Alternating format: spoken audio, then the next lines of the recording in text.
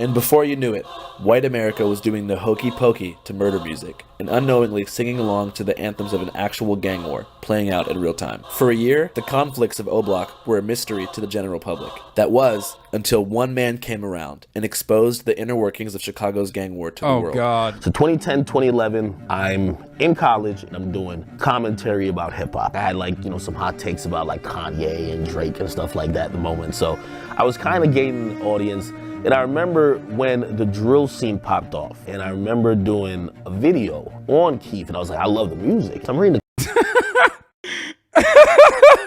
Oh, Jesus Christ, dude. Immediately, as soon as Akademiks is on screen, someone said mad titties. One of the greatest, wasn't he hacked? I mean, it's just still, I want to believe that it was real. It's one of the funniest tweets of all time. Oh, he said he was hacked. Yeah, he had some.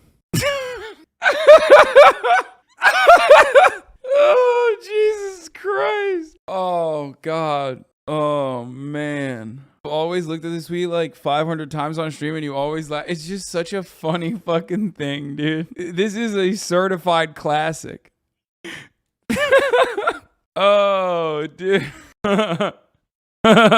the comments and everyone was like, yo, you're not telling the full story. Okay, because like I'm going in there and I'm doing a quick video and I'm like, yo, all his ops is dead. You know what I mean? He's dissing them. It's over. You know what I mean? Like these guys, we don't even need to know their names. And everyone was like, well, no, they're not dead. And actually the guys who he's dissing just killed his guys. They were talking about people like Lil J.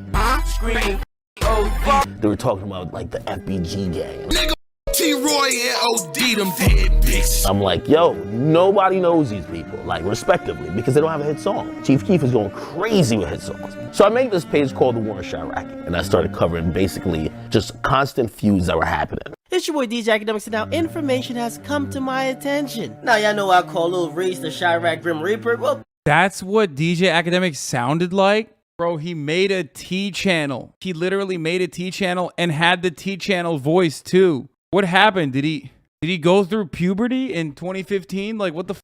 Pretty much because every time you look through his mentions, you see a bunch of dead niggas. CBS Chicago is reporting that a 15-year-old boy, aka Little Nick from 600, was shot multiple times and then he was brought to a hospital where he was pronounced dead by the Cook County medical examiner. At least died doing what he loved best. Someone actually told me that these guys actually keep score on killing and coonery within Chiraq. The most valuable coon is probably a legit award. The war in Chiraq never stops. The coonery never ends. Make sure you like, subscribe, and share. His War in Chiraq series went. Christ, dude, that is, oh my lord. DJ Akademiks is older than you by 1 month. Yeah, I don't know. I mean, there's like 11 degrees of awfulness happening in that situation because, like, on the one hand, you have obviously him, being extremely racial, stereotyping. But also on the other hand, I mean, he's engaging in an incredibly exploitative. He's engaging with this with an incredibly exploitative capacity. Went viral, and the fans were now aware of the ongoing Chicago gang war, particularly as it pertained to the rappers involved. How many people do you think have died in the war in Chiraq? Thousands. This past weekend, at least 52 people were shot, 8 of them killed. In the following years, between 2011 and 2020, 5,518 people were murdered in Chicago, to the amusement of self-proclaimed Chiraqology, who created a Reddit page, which now has over 175,000 members. But I'd never seen a place where life was valued. To this day, I've never been to Chicago because of that. I feel like things bad everywhere. Things just bad in Chicago because like this shit came like a movie to people. Like when it first got famous, people started like, it was like we was character. Like damn, like you got me look like an assassin. Drilling itself is an energy that once people latch on and you become invested in the story. It's like a soundtrack to a movie, and it sounds bad to say, but it's a soundtrack to a movie that you're watching. You know, I'm looking at this not like on some That tree guy, user useless, an immediate threat. Thank you for the 5, get the subs. Voyeuristic, like, yo, oh shit, this is like entertaining. I'm like horrified. What I try to do is satire, hoping people could look at them like, that looks ridiculous. These dudes, like, they're disgusting, right? People took it and they ran with it. Everything I thought that people would be like, yo, this is some sick shit, they loved. We have a bloodthirsty audience, especially in music. The more people die, when someone gets locked up, their streams are through the roof. Music sales, going through the roof. Trust me. I was a driving force in getting some of these guys, other than Keith, eyes and attention and ears to some of their stuff. Did you feel responsible for like inflaming gang tension on the streets by covering things? Hell no. But let me tell you, accountability is hard to take, man. They say, yo, well, you gave people nicknames. Well, you gave someone a nickname of Grim Reaper. Some other guy is going to start killing more to try to get that nickname. And I'm like, I don't believe I caused any murder. But if my videos, because they were popular, instigated any two parties, I'll take blame for that. But motherfucker, you picked up the gun. I'm not taking blame. When I started covering war in Chiraq, niggas was dying every day already. I was on Twitter watching people bleed out, and I was like, I can't believe this is, like, people getting shot like dogs, bleeding. Yeah, he saw that and was like, opportunity. This is opportunity. I will make money off of this. Yeah, Vic Mensa popped off on him all the way back in 2017, apparently, but we'll look at that. Everybody filming it. And then you go on social media and everybody saying, I'm smoking on the pack. So you got to take blame for you doing that. The parents got to take blame for not being in the kid's life. The cops got to take blame for them basically just like throwing their hands up in the air and saying, let everybody kill each other. Like these, like everybody wants an easy scapegoat. Listen, stop acting like a bitch ass nigga and just fight, bro. Leave the pipes alone, fight. Oh, it's so fun now. It's like a 12-year-old just said, I'll pop you. So another 12-year-old. You like, bro, just fight him. Why do you think that happens? Because yeah, motherfuckers is about being a shooter or a killer. Music played a part. But music wasn't 100% why everybody doing this. It's your mama and your daddy.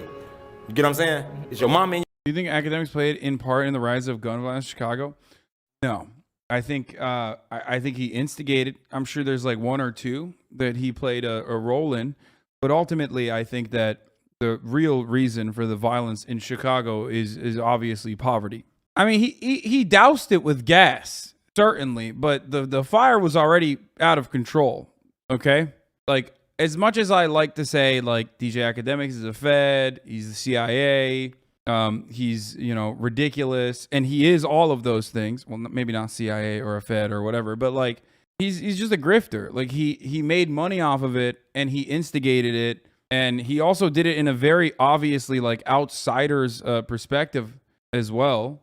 I mean, you saw the way his treatment of the matter was. Like if you're gonna cover issues like this delicately, or if you're gonna cover it like adequately, there's an entirely different set of standards that you need to abide by. I mean, he just he inflamed the culture while also simultaneously making money off of it, and it was just like content for him. I mean, he basically admitted it. He said that it was, well, one, he used some terms that I'm obviously not going to use, which kind of showcases his perspective on the matter. He also covered it in an insightful capacity. Like he did it in a way that incited it further as well. I mean, Keemstar isn't the cause of drama, but he doesn't help. Kind of similar. He didn't cause the deaths, but he definitely didn't help the situation. Probably a horrible analogy. and your daddy, bro. It usually be your environment, but it's your mom and your it's about how you getting raised. Raise your kids right. I don't think it's drill music at all, I promise you. If we was to take drill music away right now, and it be regular hip hop, it's still gonna be the same type of violence. Everybody wanna be a character now for the internet. I mean, they're right. Like, the violence is not gonna change. It's not drill music that made the violence. Drill music is just a mirror reflecting the material condition that people living in these places are subjected to. Don't say it enhances it either. Video games don't cause violence. Rap music does not cause violence. Okay? It's an outlet. It's a creative outlet to you know, explain your predicaments. It's still whack though to instigate it further. It will always look like the white boy from Naperville being like, yeah, bro, you don't slide for Vaughn. Like that, fuck you, okay? These people at O Block already have enough issues. It romanticizes it. I mean, I don't think, like, there's what is it called? The narco there are like songs that they write, ballads that they write for narcos. Narco corridos, right? Like that in and of itself probably has an instigating or a compounding factor. The violence is happening regardless. Yes, the structure and the superstructure do influence each other, but it's predominantly one way. Exactly. And oftentimes it only works to reinforce and never to stop systemic problems. That's why I say, like, while Birth of a Nation can uplift white supremacist ideas, as it did, it had a demonstrably positive effect on uplifting white supremacist ideas. That is already the structure. White supremacy is already baked in to our material conditions. You can't do that. You can't make an anti-racist movie at a time when, like, white supremacy is still very much alive, and then cause millions of Americans to become anti-racist magically. Culture doesn't work that way. It works only in the opposite way. And even then, if DJ Akademiks' like coverage over the war in Chiraq is the birth of a nation compounding factor of like endless gang violence in this area, that is still marginal. And the larger problem is the material conditions. It's the never-ending cycle of poverty, white supremacy, and how it is turned into never-ending warfare. On social media, beefing, making threats, making crazy comments, like going on live, it's like, waving the gun in the camera. It's like, it's almost like a competition to see who can push it the furthest and get the most attention, because, there is a fair amount of clout chasing, and, that is a toxic element. In that way, do you think that drill is like bad for society? No, because the thing is, like, the realities of what is being discussed in that music was there before the music was there. The music is just an expression of that. It's just a reaction. Damn, like, when you're talking about inner city gun violence, you're talking about poverty, you're talking about poor education systems, you're talking about like low access to food, you're talking about low economic opportunities. Those are the kinds of solutions that you would need to apply to that situation. If you could go back in time, would you make war in Chiraq again? I've grown. Was it appropriate? Probably wouldn't do that again. I wouldn't do it again just because I think we're dealing with mental illness in Chicago. And when you see people are kids, these people who are doing murders, like Ronald number 9 was like 17, doing drills and all that type of shit, it's easy to be outraged and also say, damn, how could you guys take a life so easily? But also you got to think about the cycle of mental issues that they're having, the trauma that they're suppressing. After the success of the War in Chiraq series, Akademiks' formula was replicated hundreds of times, creating a concentrated YouTube algorithm that turned gang drama into an online mega industry. One of the channels in this algorithm is called No Jumper, which is quite different from the War in Chiraq, but nonetheless features many interviews with gang-related rappers. Do you even know about gang shit when you first moved to Florida? When did you actually become a 5'5" Crip? You are widely known to be associated with the Hoovers. Some of the dudes who got caught up for this murder are like actual rappers who have videos out with many thousands of views. Again, like you say, a lot of the stories are hypothetical, but in this one, you actually mentioned that a specific rapper from Chicago called a girl 6 times while you were hanging out with her. Right. It just ran. You see what I'm saying? The shit just become me, So I went on the podcast and spoke to the host, Adam22, about the ethics of producing monetized gang content. Do you think drill music is bad for society? Yeah, definitely. How come? Because people are in gangs killing each other and making songs about it. Dude, and making it so sound super cool. Dude, that's crazy. That he's like, dude, that's insane. If you think drill music is like causing gang warfare, then you literally are personally responsible for gang warfare. God damn. I mean, that's like, how can you say that? Then you are the feds in that situation. And even me as like a 38-year-old fucking white man, I listen to it and I think that it sounds kind of cool, and I struggle with that. But definitely I think it's probably, as much as I like listen to it, it's probably got to be a net negative for society. What is this? You can't say it didn't give leverage to show an ideology, which makes it a platform in some sense, the music in itself? Wait, what? You're right. Just the romanticization of violence in general. Do you think you help make it look cool? I don't know. I feel like... Wait, how does the music itself romanticize the gang violence, but then you making content out of it doesn't? Like, what the wait, what? You can't have both of these opinions in the same brain. Am I crazy? When they're on a beat with a 808 going crazy and they're able to like rhyme and make less sense, that probably is like when it sounds coolest, because they don't really talk about that in interviews, right? I mean, most of like all the Chicago like gang members or whatever, it's like the amount of like street shit you're going to be able to get them to talk about in an interview is pretty minimal in comparison to the stuff that they're essentially saying in their song. You make Andrew Tate content?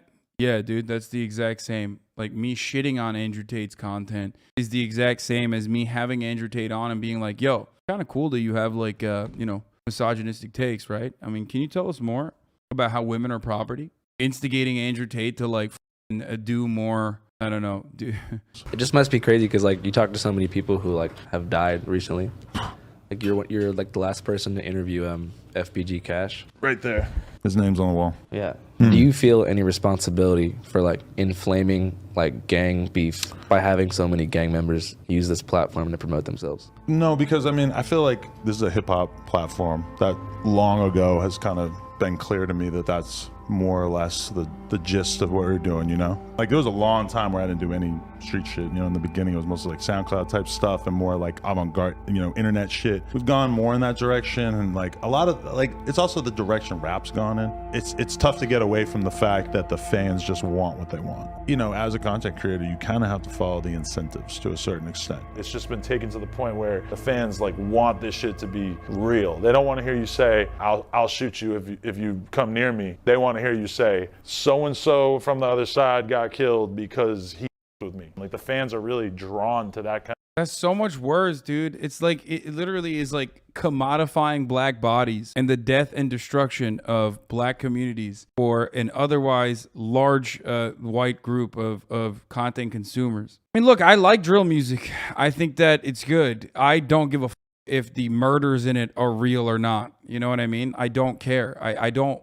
It would slap regardless whether the murders in it are real, whether the drama in it is real or not. You don't have to have a secondary layer of realism and like a way to view that like fucking reality TV by looking at people like Adam22, by looking at people like Akademiks and all these other like you know, the gang war channels on YouTube. Because that's what it is. There's a secondary market of entertainment that works alongside as like a tertiary industry to the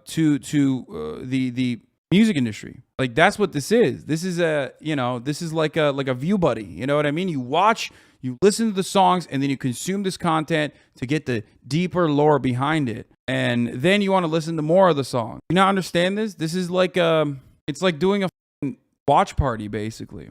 The art itself is not responsible for extra violence. It can be in certain instances, but oftentimes it's just like maybe inciting additional violence, okay? But most of that violence is happening, it predates the art itself, it predates drill music.